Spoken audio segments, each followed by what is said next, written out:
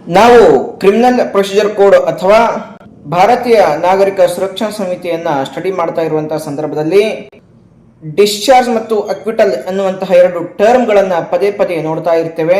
ಕೆಲವು ಸಂದರ್ಭಗಳಲ್ಲಿ ಇವೆರಡರ ಮಧ್ಯೆ ಇರುವಂತಹ ವ್ಯತ್ಯಾಸ ನಮಗೆ ಗೊತ್ತಾಗೋದಿಲ್ಲ.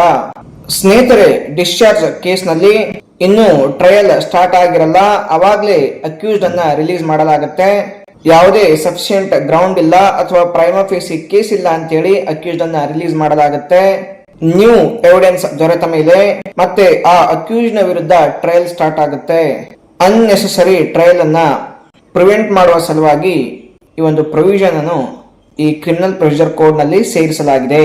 ಹಾಗೆ ಅಕ್ವಿಟಲ್ ಕೇಸ್ ನಲ್ಲಿ ಎಲ್ಲಾ ಟ್ರಯಲ್ ಮುಗಿದ ಮೇಲೆ ಎವಿಡೆನ್ಸ್ ಆರ್ಗ್ಯುಮೆಂಟ್ ಆದ ಮೇಲೆ ಅಕ್ಯೂಸ್ಡ್ ಅನ್ನ ರಿಲೀಸ್ ಮಾಡಲಾಗುತ್ತೆ. ಇಲ್ಲಿ ಪ್ರಾಸಿಕ್ಯೂಷನ್ ಅವರು ಅಕ್ಯೂಸ್ಡ್ ನ ಗಿಲ್ಟಿಯನ್ನ ಪ್ರೂವ್ ಮಾಡೋದಕ್ಕೆ ಅವರಿಗೆ ಸಾಧ್ಯ ಆಗಿರೋದಿಲ್ಲ. ಅಕ್ವಿಟಲ್ ಕೇಸ್ ನಲ್ಲಿ ಬರುವಂತಹ ಡಿಸಿಷನ್ ಫೈನಲ್ ಡಿಸಿಷನ್ ಆಗಿರುತ್ತೆ, ಮತ್ತೆ ಅಲ್ಲಿ ರೀಟ್ರಯಲ್ ಆಗೋದಿಲ್ಲ. ಇಲ್ಲಿ ಅಕ್ಯೂಸ್ಡ್ ಇನ್ನೋಸೆಂಟ್ ಅಂತೇಳಿ ಕಂಪ್ಲೀಟ್ ಆಗಿ ಇನ್ನೋಸೆಂಟ್ ಅಂತೇಳಿ ಪ್ರೂವ್ ಆಗ್ತಾನೆ.